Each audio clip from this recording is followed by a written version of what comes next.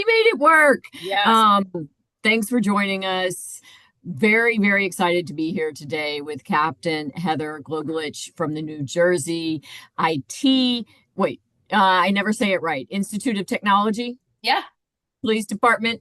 We are going to do an Ask Me Anything. Heather and I met a few years ago at this point, and we've been talking about doing a webinar, but never actually done it. So I'm super excited about this today. And also excited because her personality is much like mine, direct, straightforward, and I can ask her anything. And that means you can as well. So thanks for joining today. And Heather, thanks so much for being here with us today as well. Thanks for having me. I'm excited. Great. Just a reminder for everyone that's on, this will be recorded and on our website in about a week. So feel free if you missed the recording today or can't stay for the entire time to catch up on our website in the upcoming weeks. All right, Heather, let's start with not your bio version, but your version of who you are and what you've done in law enforcement. I mean, well, as far as who I am, I'm a mom, right? First and foremost, that's my priority. I'm a mom of four. I have a 19-year-old, an 18-year-old, an 11-year-old, and a 10-year-old. I'm also a wife to an incredible man. We'll have been married 13 years this August. But as far as law enforcement, I started in 2004. I started a sheriff's office, really didn't fill my purpose. And so I felt I really wanted to be in a municipal role where I could be hands on, really in it with the community, being proactive in crime prevention and building those relationships. I ended up resigning from there in 2023 as a lieutenant when Chief Kevin Kesselman offered me an opportunity to become a captain at NJIT Police Department. And yeah, it's been good. I say good, but as soon as we got on this call, I'm like, man, I'm exhausted because that's honestly really what leadership is. It's about being exhausted.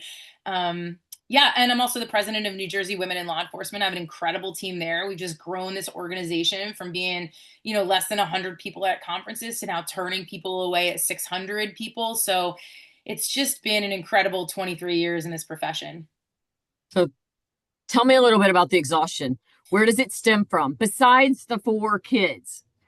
Yeah, the real talk about leadership is I think people believe that it's supposed to get easier as you go through rank. And I literally just got off the phone with my husband talking about this. When you're a person that's only worrying about yourself, you're always worried about the people that are giving you the oversight, right? Like that's where your stress can come from, whether it's, the community or your direct supervisor or the chief or the director, whoever that is. But as you get higher up and you gain more responsibility and you have to hold your people more accountable, it's almost like having a whole nother family. And the higher up you go, the more people in your family. And it's the same issues that you have at home. It's creating that equal space for them. It's like understanding team dynamics, individual motivation and external motivation of each person, how to get them to want to be the best version of themselves and what that looks like. And when you're a type A high growth needs individual who's at 100 all the time, other people's 100 is sometimes your 50 or your 70. And so, people make mistakes and I really do feel that being a great leader means that you look at yourself when your team makes a mistake and you think about where did I go wrong? Where did I let them down? And man, there have been some mistakes lately on my team and I want to love them through it and I want them to love themselves. But every time I turn around, it seems like right now there's just another obstacle, whether at home or at work. And I'm getting through it. I'll get through it. I have a great team to get through it, but I'm tired. Yeah, I'm with you. I'm tired as well. I know the feeling. And then you throw menopause in the mix for some of us, and that makes us additionally tired. I did tell some people that this year is the year that I stop being afraid, for lack of a better word, of using certain terms. And so, menopause, sexual harassment, whatever the case may be, this is the year for all of that. Can you tell me a little bit about your role at NJIT? So are you on patrol? I can't remember exactly what you and your team are responsible for. Yeah, so I got brought into NJIT to help with recruitment, retainment, providing a better culture to, Chief Kesselman signed on for the 30 by 30, which we reached 5 years early, which is awesome. Yeah. I do believe that had a lot to do with the fact that I promised to create a culture where women didn't feel that they had to choose between being a great mom and being a great cop. And I had a team that surrounded me, an administrative team that really believed in that as well. I'm currently in charge of patrol. I help with recruitment. I am an ESU commander, which is like our SWAT team. I'm also a Yep. SWAT operator. I'm the LGBTQ liaison, the domestic violence liaison. I take care of social media, training, all of that. So, yeah. No wonder you're exhausted. I mean, listen, there's a lot more things. Like, I'm not in charge of IA, thank goodness. I couldn't add that to my plate right now. So in terms of your team, like, and when you do have bumps in the road, how do you hold them accountable? Man, it's those courageous conversations and having them quickly. I think in leadership we fail a lot by holding on to things because maybe we're too nervous to have the conversation, or we worry about those friendships being blurred because of the professional relationships that have to be had. And so I think I'm very vulnerable and honest about all of my mistakes. And I think I've not perfected, but I've definitely gotten better at having the hard conversations about accountability. But that comes from providing your expectations beforehand, because people can't Yeah. live up to your expectations if you don't define what those are.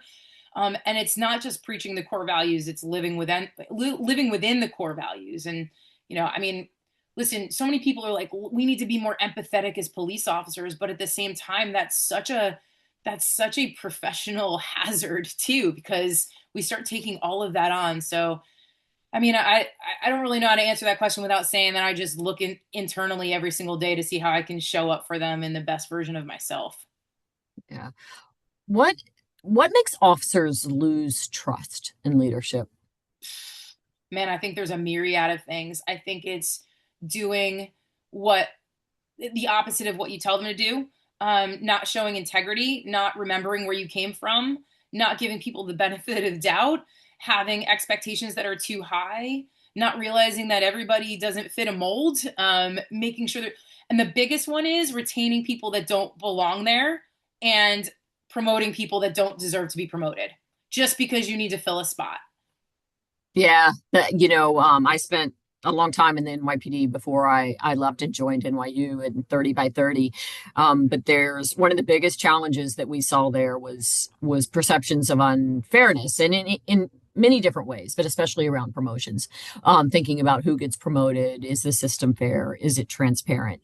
All of those things that happen. And I think having an environment where your employees feel comfortable, like speaking up and having those crucial conversations is really, really important. Tell me about some of your challenges across your career. I mean, you to get promoted. And I always like, there was this feeling you get in the gut where you have to say that out loud because you still care about what people think about you. And the Mhm. amount of work you put in to deserve what you ended up having to fight for makes me sometimes feel less than, even now. But that was a really hard time for me because I was punished and held accountable in ways that were illegal and violated family medical leave strictly because I had two babies in 2 years, and I was protected under family leave, and they violated it. And then, because I used sick time, they dropped me from second in the process to sixth, and people got promoted before me that shouldn't have. And I had to fight for that, and standing up for your people against management that are doing the wrong things. That can really put a wrench in what your personal and professional journey should be. Because when you open your mouth, like I got to the point where I was like, I'm done playing small, so everybody feels big. Yeah, I'd sit in a room and call people out for just ignoring what I said and then repeating it and wanting to get credit for it. Like we like to use that term sheep eating. Um, when you're in a room full of men, and I'm not sitting here saying they do it intentionally. I'm not saying they all do it, but I've been in a room where I've said something and they've kind of been dismissive. And about 10 minutes later, a guy will say the exact same thing, maybe tweaked a little bit. And they're like, "Oh man, bro, that's a great idea." And I was like, "Oh, that's cute." I literally just said the exact same thing. Why was I dismissed? And it gets to the point where you kind of realize how to balance those conversations. But man, I failed so many times. So many times, and I just have really learned to love failing because I've given myself that grace of not being perfect and realizing that if I'm going to give other people the grace to not be perfect, I have to do the same for myself. I've learned how to apologize quickly, admit when I'm wrong, admit when I don't know something. And I don't do it right all the time. I still mess up. I still overreact. I still, have heart and head reactions that have to kind of be separated or maybe included. But I think one of the biggest lessons I've learned, and a kind of a two gifts that I'm going to give that I've kind of learned over the past 6 months is one, I thought having an open door policy was the best way to run my team when in fact it is not. A screen door policy is way better because what ends up happening is you replace chain of command with an open door policy. And that's not fair for my people that I lead that are my direct subordinates. I hate that word, but you know what I mean? Um, and then this really great quote I just learned was to tell my team that they'll always have a voice, but that doesn't mean they always get a vote. I Because like that. right? Isn't that a It's really great good. phrase? I want to hear what you have to say, but ultimately the decision may end up on me, and I will be the one that's held accountable for it. And I have to do what's best for my training and experience. So, those are two really good phrases that I've learned over the last 6 months that I've really tried to hold on to, especially with grace and patience for myself. That's important. Going back to your experience with having people like repeat what you say and it's their idea, that's happened to me so many times. I will say I was talking to someone recently and they were having that experience. And I said, well, does your chief like ever weigh in? This is like an executive staff. They said he does. They'll be like, hey, Heather, I want to hear what Heather has to say, because that is one way that men in particular can try and silence the rest of the room. Yeah, I'm super Um, lucky to have that environment right now. And I don't really know where it comes from. I don't know whether or not my agency I'm with now is just really looking for a change because I think most people can look at university and higher ed police departments and some don't carry guns, some aren't necessarily sworn, they're more like public safety officers. There's this generalized feeling that maybe we're not real cops, but I mean, I work in the heart of Newark. Like we're like a substation of Newark. We're the third deadliest city in New Jersey, and we have an open campus. And so I think the officers that were there that were able to stay and not leave, we're looking for somebody with my kind of municipal experience, and it didn't matter that I was a woman. And I've consistently tried to prove myself. Like I asked things of them and then I did it. I showed them I could shoot. I showed them that I had empathy. I asked about them and what they needed and their families and these things. And when I sit in the room, I feel as though they're always valuing my opinion and my mindset and the way that I interpret things and how quick thinking that I can be based on my training and experience and some really great mentors that I've had throughout my career that have been able to put me in this position to be so successful. So I feel very lucky where I'm at right now to work with. I mean, it's mostly all men that in my top leadership. But yeah, because I represent 25% of our top leadership. And I just work with great men. I really do. So, there are some folks out there, men and women, who still don't believe women belong in policing Mm. because, some of the reasons you hear might be you're not physically strong enough, or you have children and that means you affect staffing, or you're too emotional, or whatever it is. My response to that is is usually that's a zero sum discussion and women are already here. So what are you doing to support them? But I'd love to hear, like, what would you say to someone that said to you, women don't belong in policing? I literally just say, okay, that's your opinion. But guess what? Here I am. You know, I I feel as though women need to be a part of the solution on that too. Listen, Yeah. there are men and women who should not be on this job, and I think the biggest issue, the biggest people that make it a man versus woman thing are the people that specifically call out it as a woman cop thing, right? Like when there's an incident, they're like, look at that female cop. But again, the same thing can go like with headlines and the news where they're like, this white officer did this to this black or Hispanic person, right?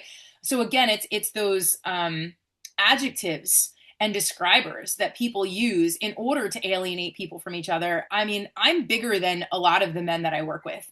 I am the only female SWAT operator on my 12-person team, and I'm also the ESU commander. And all of them, all 11 of those men create a space for me where they respect who I am as a woman with chivalry in this beautiful, respectful way. But they're the first to be like, I'm not sure you know who you're talking about. Like, she may be better than all of us combined at certain things. I passed the physical standard test to get there. I shoot 95 and above at a minimum on everything.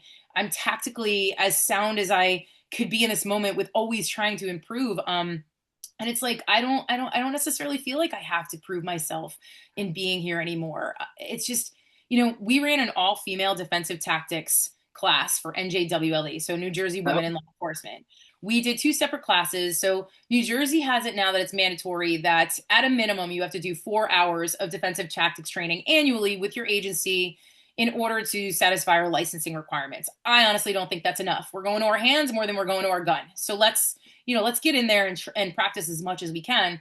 And it was all female led, all female participants. So, one of the comments I got on there was another female officer, and she's like, this is not going to help you. I don't understand why it's all women. You're not going to just face all women. I'm like, I never said this was the only training that we were doing, right? That's an assumption. Like, but we're creating a space where we can have a conversation about our hips moving different because we're built different, or what it's like when you come back 8 weeks after a C-section and have to like move here, or when you're dealing with this, or maybe you're coming back and putting on a vest and you're still nursing for a year.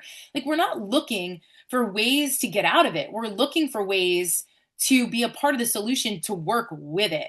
And you can't have those conversations. Like, I would never talk to a male about their dealings with prostate cancer. It's not something I'm ever going to deal with.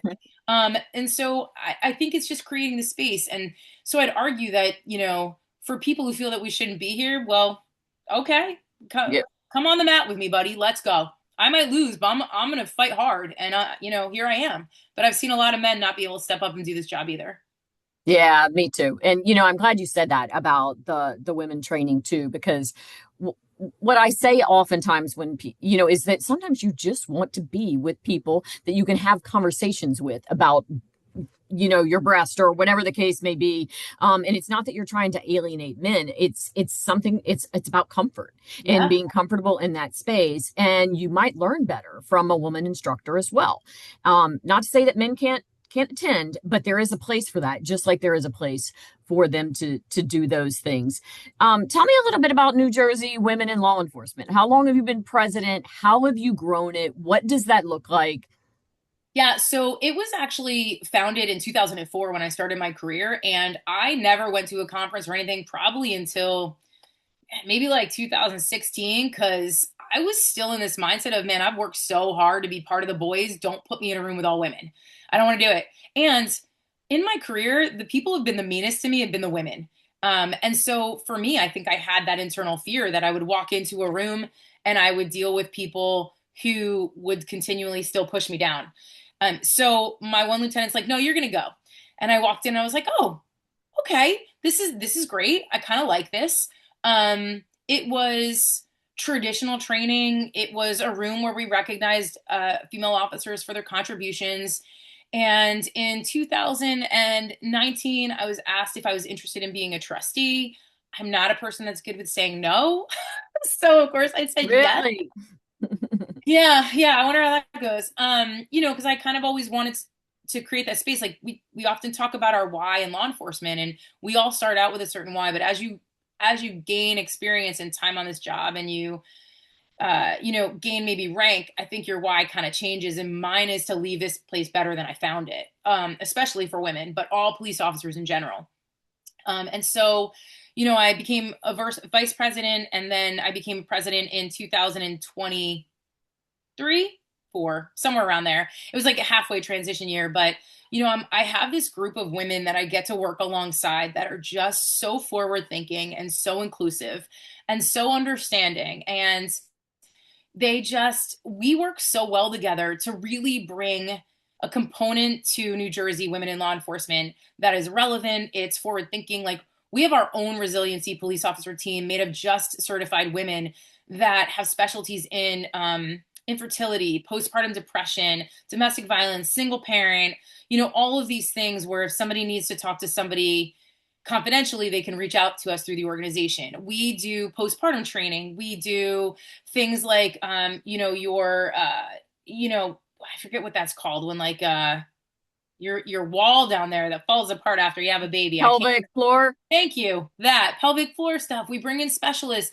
We talk about family leave. We've, enforced a mandatory pregnancy guidelines for every agency in New Jersey to have, regardless of whether or not they have women on the force. And, to stand in a room and to stand on stage as the person who gets to be there for all of these women, and you look out and you just see that everybody's there. Maybe not everybody wants to be there, but like they walk out of there with this like networking and this ability to feel heard and seen, even if they're not experiencing all of the things. We've all kind of had that concern about being a woman on this job. It's really, really empowering. And then for the first time ever, we not only have a female governor, we also have a female attorney general, and we have a female head of the state police. And so I may not agree with all of their politics, and I would never ask anybody to wholeheartedly agree with everybody on everything, because that's impossible. But to be in a room, to have all of us there and be like, look at the space that we're creating so people know it's possible, it's absolutely inspiring to me, even though I get to be such an integral part of it. It's awesome. I want to get to the conference next year. So please let me know when so that I can make it a point. Can we go back to this point that you made right at the start of that? So, I've had that conversation a couple of times and I've had people ask me about it. And there are women who say, we don't want to be part of 30 by 30 because, I think part of it is based on the misconceptions about what 30 by 30 is and isn't. But it goes back to your point that they don't want to be singled out. They came there, they want to fit in with the men, and they don't want to do anything that's going to make them different or appear different.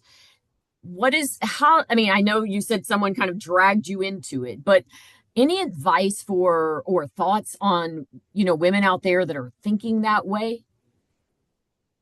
Uh, Thinking which way? As in, I Just just in want to. that they have to fit in and that they can't actually, do stuff that involves other women, or that they don't want to do, to be that other person. I feel like, we also come across women who will say things like, well, it shouldn't be any better for Heather because she should have to go through the same thing that I went through. And I'm like, no, no, no. It's your responsibility to make things better Oh for yeah. anyone that comes after you, not just the women. But we do have, women who really don't believe in doing all women things, whether it's training or whatever the case may be. Yeah, I mean, and like again, that's on them, and I feel like they're missing out because, you know, as far as the whole like I know exactly what you're saying. Like they were hard on me, so we're gonna be hard on them, Yep. right? Like this is your, for lack of a better term, like initiation of how it should be. Like it should be just as hard for you because it means you earn it. Like, are we going to continue with like the generational, yeah, I can talk, the generational trauma that we've inflicted from our parents? Like, do we want to keep that going as parents down and down? And I'm not saying I have any. I'm just saying like, we try to break those generational curses. Like, why aren't we doing that professionally also? And there's something to be said for certain organizations, and I often say this to some people, not some people, but certain people I've had this conversation with. There are times where when I'm around people that are considered quote unquote minorities, like Black people and Hispanic people, I almost feel more at home because I feel like they're so much less apologetic for who they are, and the battles that they've gone through, and they're always looking to lift people up. And I think it's because of so much of the trauma that they've been through. And I feel less than I am usually when I'm around white people, which is crazy, I guess. But it's something I've really kind of understood. And so for me, I can kind of see where when people come together, like, and then they feel as though the opinions of the men that they work with are going to think less than them. So let me give you an example. Yeah. One of the guys I used to work with, we were running an all female tactical handgun training. And a guy was running it because we didn't have a woman that could do it at the time. And man, I love Rich Bruno. He's fantastic. He totally understands that the way I stand is not going to be the way that you stand because my hips are wider and I've had these knee surgeries and I've had this and my hands might be smaller and I might not have the same ability to pull the trigger at the same weight that you do or where it fits. And he's so good at adapting every individual shooter based on their individual characteristics. And so my sergeant at the time, my old agency, was like, "Oh yeah, you're going to that all chick training, right?"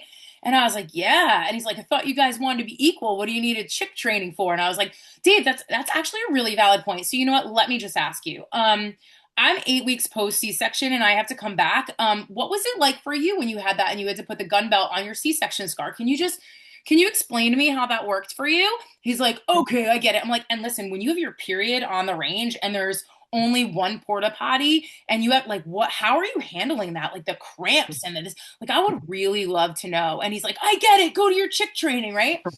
And I came back like it was probably like a month or two later and I had to qualify and he's like, I see a significant difference in the way that you shoot and your confidence.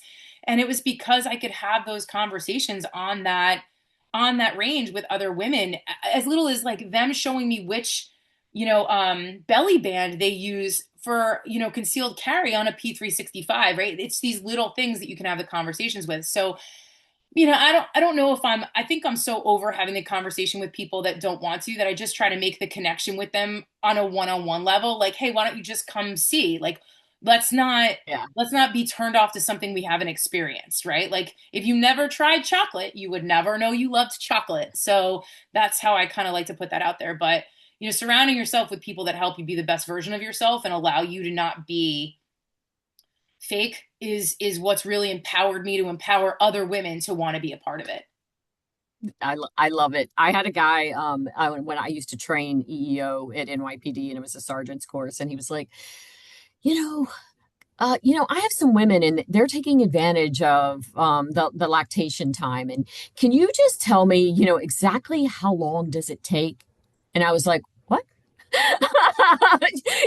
So then I was like, all right, let's start with how long does it take you to undress? Like, and just like went through it all. And by the time I was done, he was like, okay, I got it. I don't want to, I'm not going to ask any more questions. And, I said, look, some people are always going to take advantage of situations because the thought Yeah. was, the women are taking too long because whatever. And I said, that's life. That's going to happen.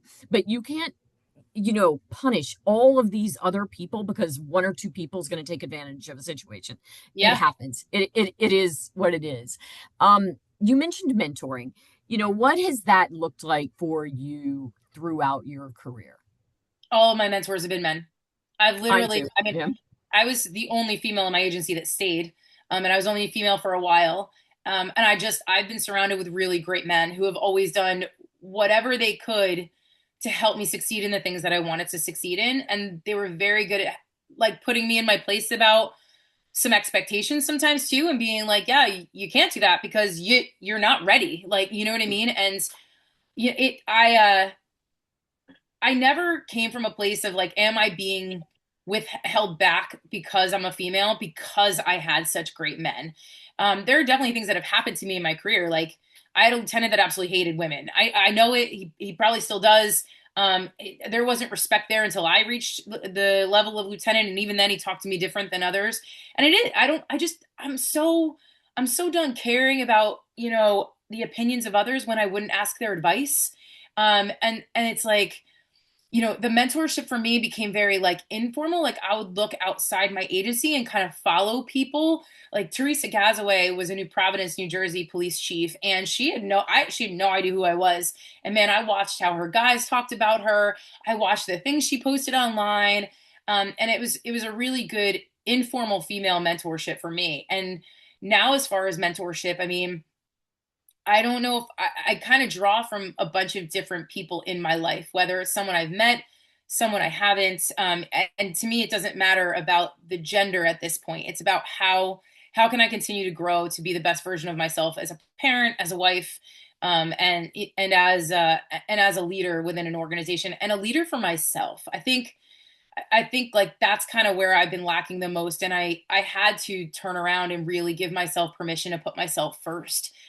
Even before, and this is going to be a controversial statement, but in my life, I'm number one. I have to be. And that's going to look different on any given day. That doesn't mean that I'm not giving everything to my kids, but it's like a cell phone. If I don't charge that battery, like I have nothing to give. I can't make that call. I can't do the things. If my cup is empty, I can't fill anybody else's cup. So my greatest mentors lately have really been about like making sure that I'm taking care of me as well instead of just taking care of everybody else all the time. What do you do for, well, one, do you have an opportunity to relax? And what do you do for for your own self-care? I strangle people. In jujitsu, let me just clarify that, or I get strangled. Um, I've been on a bit of a hiatus from it just because of trying not to get hurt because I'm going to the National Academy this summer. And but I was up consistently every morning at 4:15 to go to 5 a.m. jujitsu. And yes, that's a sacrifice as far as sleep. Like my kids are tucking me in at night, but I don't feel as guilty doing it then. I love to read. I'm a huge Yankees fan, like go New York Yankees. So letting go and doing that. I mean, we all are entitled to our poor opinions. Mine is a great opinion. I love the New York Yankees. I just, it's funny because my friend Ashley and I just went to a soccer tournament this past weekend. She's not a law enforcement officer, but her daughter and my daughter are on the same travel soccer team. So we're in Hershey and we're there and I'm just exhausted. So Hadley, my youngest, is like copy paste me. Like we can sleep anywhere. Um, and so we lay down and probably within minutes we're both asleep and she took a picture of us sleeping. And I Oh, posted it and I must have had 20 messages and people are like, "Oh my God, you actually sleep?" Man, I sleep a lot. I get like 6 to 8 hours a night, but yeah, I mean, it's hanging out with my kids. It's a dinner out with my husband. It's, I really love jujitsu. It's something that just gives me this feeling of being strong and in a like you want to look for that thin blue line, that family. The jujitsu mats are where it's at, man.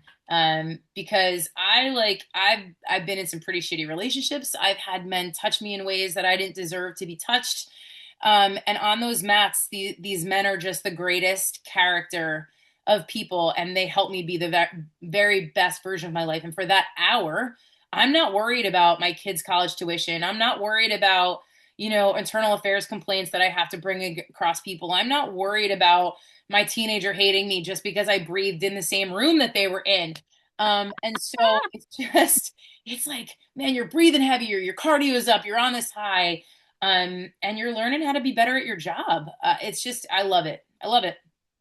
I was just at the American Society of Evidence-Based Policing. Unfortunately, I didn't get to see it, but one of the presentations was on the benefits of jujitsu training for law enforcement officers. So I want to follow up on that and hear more about it. You also, if memory serves, you've also done a number of trainings specific to like pregnancy and like women's rights in the workplace. Is my memory accurate? And if so, can you tell me a bit about what that looks like and what else you train on? Yeah, so I work for a company. Well, I have my own LLC, which is called Empowered Policing, and it's just a combination of leadership and culture. And within that culture is a specific course about leading and growing your female population within your agency. It talks about creating space for them and having the conversations, and not being scared to have the conversations because sometimes we want it to be brought up before we bring it up. And coming from a place of authenticity and caring, but not being accusatory. So, we talk about family medical leave. If I'm in a certain state, I'll look up their individual state rights as far as women are concerned. It's talking about, the Pregnancy Discrimination Act and, the breastfeeding and nursing and lactation protection that we have. And, all of the opportunities that you can have within that and what it's like to request things like lead-free bullets to qualify, or being outdoors and being alone, so to reduce the risk of lead, or all of the things that are specific to women in law enforcement. And honestly, when men come to this class, they're like, man, they seem to learn so much more than the women. Uh, I have a close friend who's a chief, and he reached out to me. He's like, hey, I just need advice real quick. And I'm like, what's up? He's like, one of my officers just had a miscarriage. And I don't know how to handle it. Like, do I reach out to her? Do this? This is what I want to do. I was going to call her. I'm like, don't call her. And he's like, what do you mean? It's going to seem like I don't care. I go, text her and let her know in your text. Say, listen, I don't want you to feel obligated that you need to respond right now. And I felt if I called you, you might feel that way. I understand that you are dealing with things on a personal level. I just want you to know I'm thinking about you, and that if you need anything, I'm here. And I have zero expectation of you texting me back. And he's like, that was such simple, like, advice, and it went so far in his professional relationship with her and the other women in the agency, but it took him asking that. So, Yeah. the training I give is called Valor and Virtue, empowering women to inspire and empower and lead. And it goes through all of the stigmas that we deal with where, we're too emotional, we're not tactical enough, we're not strong enough, all these things. And showing how we prove that wrong. I am not someone who believes in lowering standards for women to get hired. I just Yeah. don't. I will never be on that same page. If you want to change it based on age, maybe, and like the Cooper, that's fine. But like, you have to have a certain GPA to get into college. You should be able to do a physical minimum to become a cop because criminals are not going to discern between you being a male and being a female. So, yeah, you got to be strong enough. And, there's that whole, what do I need to know how to do push-ups for? Well, have you ever done CPR for 5 minutes? So, it's just, I like to have the real conversations. It's not the cookie cutter training that you're going to go to about where there's these chromosomes versus these and blah, blah, blah, and blah, blah, blah. It's real conversations about the shit that we're really dealing with, and how maybe I've kind of survived and then started to Mm. thrive in this. And then I also teach a leadership class, Road to Rank, which is all about, creating a culture the second you walk on the job and learning your leadership skills immediately. And then I also am lucky enough to teach for FBI-LEEDA, which is new, but I'm just obsessed with this company and the culture within it and having that opportunity. 2 points I want to make. That's one of the misconceptions that we hear about 30 by 30 is that we're trying to lower standards. And sometimes the implication is that we're trying to lower standards by hiring women, which that in itself is faulty because hiring women has nothing to do with, Yeah. that. But what we stand for is validated standards, making sure that the standards are valid for the job. And we know Yeah. some agencies haven't validated their standards ever or no time recently. So, just to make that clear for anyone's that's listening, I agree with you. There are certain people who cannot and should not be in policing, and lowering standards is not the way to get more people into the police department. And we're seeing, that across the board in many respects now, too. It also makes me think about your point about the miscarriage. So someone reached out to me recently, and I thought this is a great idea. Is they're trying to include miscarriage in their absence policies for bereavement, and I was like, that's a really good point because for the women who will um, experience a miscarriage, I did, and those that are going through that, you often have no way, to take that time off that you need in order to deal with that. So I'm glad that you gave him that advice, and that probably meant so much to her, It did. and Yeah. having him, and I think to your point, some people just don't know what to say, and so they don't say anything, which Yeah. is worse in so many ways. What's next for you? National Academy this summer. I So cannot what's that wait. going to look like? Are you 10 weeks in Quantico. We have okay? 280 other law enforcement professionals throughout the entire world. It's away from my family. I stay there for the entire time. It's leadership and resiliency training. There's a physical component of it as well. There's 3 days a week of mandatory physical training, including a 6-point-plus-mile yellow brick road journey at the very end. It's gonna push me hopefully in a bigger state of growth, and I'm just really excited to do it. Listen, it kind of sucks. Like I'm getting the guilt trip from my youngest and my kids. Like they're gonna miss me, but this is the first time I'm doing something just for me. Like, and when I had my interview, they're like, "Why do you want to be here?" I'm like, selfishly, it's for me. I won't have to worry about anybody else.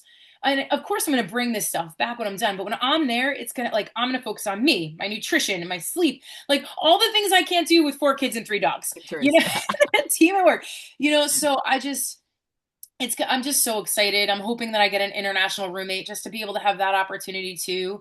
And then, my chief has the ability to leave in October. And if he's not leaving this October, he's talked about that he's only got a little time left. So, so then potentially chief of my agency.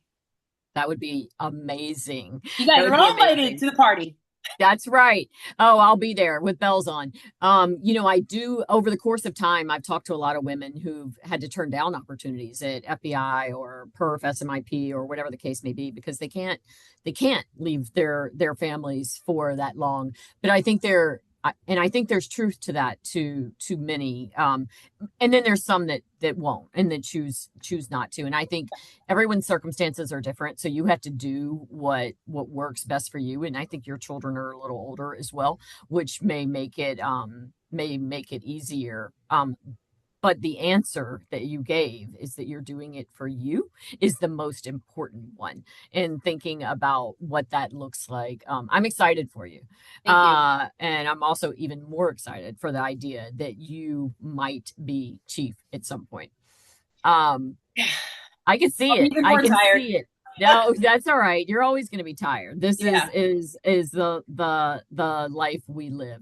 So you do your training. You're about to go to training. You speak quite frequently. You run New Jersey Women in Law Enforcement. Um, yeah, I could see why you're exhausted. In addition to the four kids and the husband. Let's not forget him. Is Yeah. he on the job? No, not as law enforcement. So he works at a regional communication center. So he started as a dispatcher. He's worked his way up. He implemented a tactical dispatch unit for the SWAT team. He's so brilliant and so smart. Um, he's a really great man. Like, I think often we kind of sacrifice who we are as women, especially in this role, because we end up being with people that are also first responders. And for men, it's almost, I don't want to say it's easier to promote but to like hold on to this job. But, I think the conversation, the elephant in the room, what we don't have is, we'll often get like, well, you chose to be pregnant. Well, yeah, but when I choose to be pregnant, I'm also choosing to come off the road for a certain amount of months, not have the same credit that you guys get when you're involved in situations that I can't be in because of this. Like, there's things that hold us back. Like, he's never made me feel like I cannot go for anything that I dream in. Like, there's always a way he has supported me. And I'm crazy. Like, I want more, more, more. I want to do everything. He's always like, yeah, I got us at home. I got this. Like, even having the conversation today, I'm like, gosh, it would probably be easier if I put off the National Academy for a year so I could like build more money up for us to be able to pay for college for our kids by working overtime. He's like, no. He's like, why are you going? No, you're going to go and we're going to figure it out. This is your time. And it's like, how lucky am I? And he's lucky too, but how lucky am I to have a man who has zero ego when it comes to me? He's my biggest cheerleader, and he's helping me provide this example of what our children can love like and be loved like. And man, like I every day I thank God for him. And it's not fake. Like we've never fought, never screamed at each other. It just because it's not something I tolerated after my first marriage. He's just I wish for everybody to be in a relationship with somebody that loves them in an unconditional way and supports them the way he does with me. So yeah. That's amazing. I hope he listens to this after the recording. I And think he's so sick and tired of hearing my voice. He probably won't. But he's like, I can't keep up. I'm like, it's fine. It's fine. so we have this whole new generation of officers coming in and women. What do you say to them about this job? Oh man, love it as much as I still do. When we all got this job, we probably would have done it for free. There aren't many people who are doing this for pay. You get there and you're like, oh, I'm here, I get the pension, but man, you had a why when you started. And sometimes our why is not as deeply rooted as it should be to make us want to show up every day. I find with women we have a stronger why. It's usually something personal, like I saw my sister molested, or I came from a domestic violence home or something. Yeah, There's like a purpose, and I'm not saying men don't have that. I just see more often we articulate it because we feel better. We feel okay being more vulnerable about our why. And so for me, I like to tell any new rookie, like, I want you to go in, I want you to write down how you feel right now, and how excited you are, and like post it right on your locker. And when you're having a bad day, I want you to look at that and remember your why, because this job can be really thankless. And just recreate that why, keep your purpose, remember what your purpose is. And don't do this job for anybody else. Don't let anybody else dictate how you feel about yourself. Show up in the way that you feel comfortable, and really in on the things. Find a mentor that is interested, that does what you want to do, and like ask the questions, And never expect your agency to just pay for training. Go and seek it out. Like if you're interested in it, go do it, because every other like company, like everybody seeks out their own growth, their own training experiences. Like we should do the same thing. So this, if we want this to be a profession, we have to be professional. And that's kind of where I go with that. Yeah, I have a friend that I sometimes debate with because he doesn't care for the word profession because it's not necessarily the same training, the same standards, the same X, Y, Z, and there part of what he says I agree with, but that's where we want to be. Right. That's what we should be. And thinking back, I've talked to a lot of people over the years and some of like the academic research about, and my husband's a cop, why did you join? And many of them do have the people that I've spoken to, like kind of this call to serve. But then some, it's like, I didn't want the same experience day to day. I wanted to have fun. Or, frankly, my dad was a cop and they had good benefits. And, some people have Yeah. a more clear why than others. But to your point about women, and maybe it is they're more vulnerable in their responses. I do know several who grew up in um, you know, difficult circumstances like many of us who either it was domestic violence or whatever the case may be, and that's why they joined, Yeah. and that's why they stay in this space and really want to do something for their community and make a difference. I also think about you, and just because I see your post on LinkedIn, I love them, and I like you read. I love quotes, so I'm gonna go back and listen to this and take some of what you put out there, and make something out of it because I love it. And you clearly follow Simon Sinek. I actually get to be a part of Simon Sinek's team now, which is blows my mind. You want to talk about controlling the universe and putting things out there? I'm a big believer in it. If you haven't read The Secret, please go out and read that book. Like you don't have to buy into all of it, but again, it kind of goes towards that mindset of what you put out in the universe is what you're going to see and what's potentially going to happen. And I saw him at the IACP conference in San Diego in 2023, and he's on stage, and I sat next to Chief Kevin Kesselman, and I was like, I'm going to work with him someday. And I just follow him. And then I was at I was in California at their Women in Law Enforcement conference in, I think it was September, October of this past year. And he went on the next day. And this one chief, Angela Everett she's from California. She's like, oh my gosh, you were great. And I'm like, thank you so much. I was like, can I stay tomorrow to see Simon? She's like, oh, do you like him? I'm going to dinner with him tonight. And I was like, what? And I was like, I'm obsessed. Like, I'm professionally in love with him. Like, that is my professional crush. He's like, so then I get a message the next day, and they're like, Simon would like to meet you afterwards. And I'm like, what? And I walk in, we have this 5-minute conversation. I talk to him how I give the book Leaders Eat Last to every single person that gets promoted. He's like, hey, can you come to Aspen in November? I go, yes. And I was like, tell me the dates. I booked my flight, and I got to spend a whole weekend with some of the greatest like leaders in the United With States the that I've, curve. oh, with the curve, and sit next to him and have a conversation. And the one night I was like, can I just thank you? And he's like, for what? And I go, for like not breaking my heart. And he's like, what are you talking about? And I was like, I really thought it was going to be like meeting my hero and that you were going to let me down. I just did. I was so worried about it. I was like, you are exactly who you portray yourself to be. And I'm just so grateful. He's like, yeah, because I just don't care. This is me. I'm not going to pretend to be somebody to sell books. And I'm like, see, this is why I love you. Like, I love you, you know? It I blows my I mind. love it. We had this opportunity. We had him come to NYPD twice, through my good friend and mentor, Dr. Tracy Cassay, brought him into the NYPD. And I could just see it. I could see so much that he was going to be able to do with our executive staff. Now, unfortunately, administrations changed. The next administration didn't invest in this the same way, but I'm a follower as well. And you have so many great people that are involved in the curve. I think about Doreen Jokerist and Doug Oh, Shoemaker and Chris Young, and my favorite Cheryl Victorian, and like just go down the list. So many amazing people. So I love the work that y'all are doing, and I love that you're involved with it oh. now too, because I think it kind of brings it all together for you, right? Well, I'm pulling up the East Coast for everybody over here, right? They're all West Coast people for the most part. Yes. I'm like, let Yes. me rep Dirty Jersey. Yeah, man, being in a room with people like Doreen and Chris and like Doug, I'm like, I had such imposter syndrome, and I have never I mean, I was there and I'm like, I am so lucky to sit in this room and to be able to just learn. Like, the higher up you get, sometimes you don't get those opportunities because you're the one everybody's looking to. And I mean, God, And how it gets lonely at the top. sure does. Heavy lies Sure the does. crown. I say it almost every day. Yeah. Um, I cried to three different people on my team today. Like that's how Oh, no, but like and I walked in my detective bureau and my one detective and my one our like confidential aide in there. I just shut the door and they're my girls and they're just so good at still keeping that boundary, like knowing they respect me when I have to hold them accountable and they don't ever do anything to make me have to most of the time. And I just sat down and they're like, "What's wrong?" And I just started crying and I was like, "I'm just tired." I'm like, "Some days it's really hard to walk in the door here."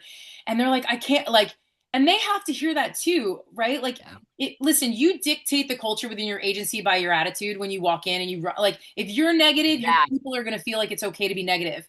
But you also have to allow your people to see that you're human because if you, and this is a lesson I learned because of my daughter, my oldest. She at one point said to me, "I don't feel as though I'm allowed to break because you always hold it together. I feel like I always have to be perfect because you look like you carry everything perfectly." And what a good what a good lesson for my family too. Like as first responders, we don't bring that home. We don't want to put that trauma on our family. We want to hold it together. We want to be the matriarchs, the patriarchs. So we don't allow ourselves to be vulnerable in front of our kids. And man, like after that day, I was like, nope, mommy had a rough day. This was a hard call. I'll cry. I'll let them know that I screwed this up. And so I try to do the same with my team because I never want them to have to think that they have to be perfect and act as though, I mean, acting as if is one thing to get through a moment, but continuing to do that is what raises our concerns about mental health and compartmentalizing and that backpack getting really heavy of all the trauma we hold on to instead of being the person that we need to do and letting it out. And so it's not often that it happens, but that was a moment that we touched each other's souls today, where I allowed them to be there for me too, and that gives them purpose as well. It does. And we're almost out of time. If anyone has a question, please drop it in and let me know, and I'm happy to share it with Heather. But to your point about being vulnerable and showing that, also, there's a quote that I love. It's like, the culture is determined by the worst behavior tolerated. And I think about an exercise that a friend of mine does when he's training, and he gives everyone, a sticky note and says, "What's tolerated in your agency that shouldn't be?" And then what are and so in all of these things come up. So I think that is such a critical part of leadership, and not just at the way top, but at all the levels along the way. And we talk often about how sergeants and lieutenants are the most important ranks, but then there's also all these informal leaders that are tolerating things. So thinking about the influence of that. So as we wrap up, what's something that I should have asked you that I didn't, or that you thought I would ask and I didn't? What else can you share with these folks that are listening or will be listening in the near future? Um, I don't know. I think you covered so many great topics. I think being realistic, and I think we kind of really already touched on it. I think about quitting this job way more than I love being a part of this job some days. Um, and I'm just so glad I didn't give up on myself based on other people's pushback or feedback. I'm glad that I continue to strive for more. I'm glad I never really like I hear what people say and it does bother me, like comments online and all of those things, but I kind of started using it as fuel. And you do get to a point where you just don't care anymore, and not in a negative way, but where you don't necessarily let it affect you on a personal level like you used to. If you and also, it's okay to not promote. I like to put that out there. There are so many great cops that would have been great leaders, but just never have a desire to, and they're like my best people. Just because we're looking for people to hold certain positions doesn't mean it has to be you. So I think that level of self-awareness is really important, and permission for people to be okay where they're at is huge. I love that you said that. Of course we want more women in law enforcement, but only in environments where they're healthy. Another 30 by 30 misconception that we talk about is because ultimately what we're about is modernizing the workforce and making sure that anyone who is qualified and wants to be in law enforcement can do so, regardless of, XYZ. But I do have some people who really push me to encourage women to promote. And I'm like, I will do it if they want to. Not everyone wants to promote. Now, some are not doing it because maybe they have issues with self-confidence or they can't see, there's different reasons. But some people are just happy where they are. And, Yeah. my husband retired as a sergeant and he was happy where he was. Yeah. And it was just so, knowing that and understanding that about yourself. So I'm really glad you said that because you need to give permission to people to kind of like be comfortable where they are, and that's Yeah. okay that if it's not at the highest rank for Yeah. folks. Well, I'm so glad we finally did this. It Me took too. us way too long, Whew, but that's on me. And on super us. excited, well, both of us. I'm super Jolt excited schedule. about on your summer and the FBI. I expect to see some pictures that we can share with everyone. For everyone else, just a reminder, this will be up on our website in about a week. And Heather, you are freaking amazing. Thank you. And I'm just glad that you're doing what you do and continue to do it. And I can't wait to see the day when you're a chief. Thank you so much. I really appreciate it. All right. We will see you all next time. Thanks all. Bye.